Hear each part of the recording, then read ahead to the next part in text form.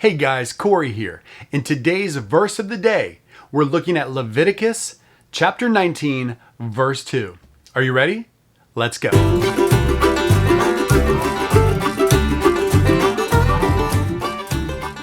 Hey guys, thanks for joining me. Today, we are looking at the book of Leviticus. What we're doing here, we're going through each book of the Bible and just taking a verse and looking at it and talking about it for a minute. And today we're looking at Leviticus chapter 19, verse 2. Now, Leviticus is tough, right? When you pick up the Bible, if you've been reading it for years, it's not exactly the first place we turn, Leviticus. We don't normally just go there.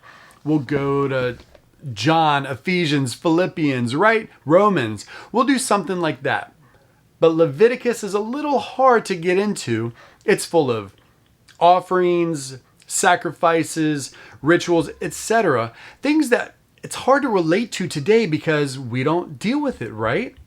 But it is God's word, and so it's good for us to dive in and read it so we can understand who God is, so we can understand who we are. And it's a part of God's word, so it's important for us to look at. Okay, so let me read Leviticus 19. Let me read 19:1 and 2. Here it is.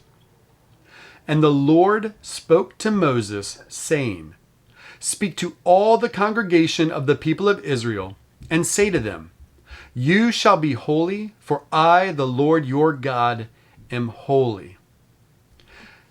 God has got a pretty steep order here, right?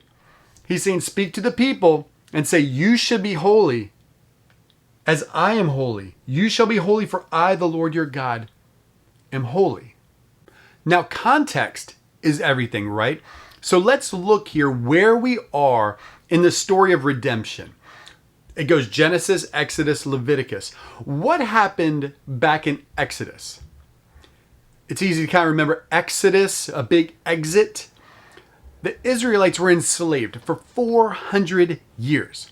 And then God saved them. God is the hero of the story. God takes them from being enslaved by the Egyptian and brings them, rescues them out of Egypt, and is bringing them to the promised land.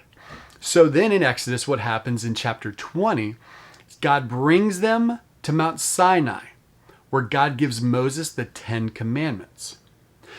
But here's what's interesting. Let me back up a little bit. Let me read this to you here. Here's what he says in Exodus chapter 20, verses 1 and 2.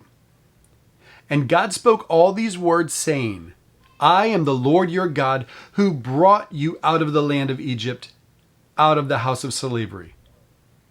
You shall have no other gods before me. You shall not make, etc., etc. It goes into the 10 Commandments.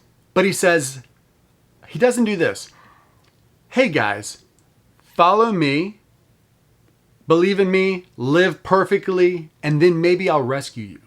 He doesn't say that. He reverses it. He saves them first and says, I'm the God who saved you. Therefore, live this way. Live in a new way. A new way of living here is provided, the 10 Commandments.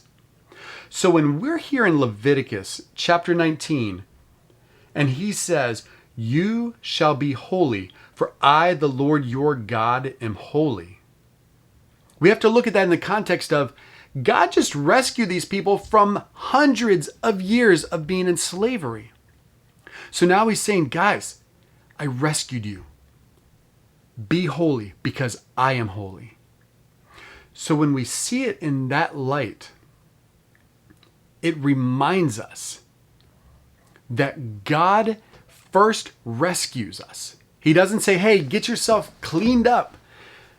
Stop doing this, stop doing that, stop saying this, stop saying that, and then maybe I'll save you. He saves first, and then he calls us to a new life, a new way of living. So now the Israelites are here. They're going to be wandering in the desert for quite some time. And God's calling them to a new way of life, to be holy because he is holy. Another thought as I look at this is Leviticus is full of the offerings, the sacrifices, and more, right? Just You've got a grain offering, a wave offering, all kinds of things for any kind of circumstance you could imagine. Do we still live by that today? No. Why? Jesus. What were those 3 words he said on the cross? It is finished. It is finished. All the sacrifices, all the offerings, everything needed to try to establish this right relationship with God, it's done. Jesus is the final sacrifice. And because of him, we can now have that right relationship with God. And we don't have to worry about losing it tomorrow and then have to another sacrifice to get another good relationship, to lose it again the next day. It's done. It's over. Jesus is the final sacrifice, and all we need to do is accept that. Accept him into our lives. Confess with our mouth that he is Lord. Believe in our hearts that he rose from the dead. And we will be saved. It's over. It's done. So even as I look at that Leviticus, it just points me to the cross. And I hope it does that for you too. As you hear that verse, as you read that, I hope it points you to Jesus and helps us get our eyes on Jesus and all that he's done for us. All right, well, that's all I've got for you today. Leviticus 19:2. I hope it has encouraged you as much as it's encouraged me. Have a great day, and I'll see you next time.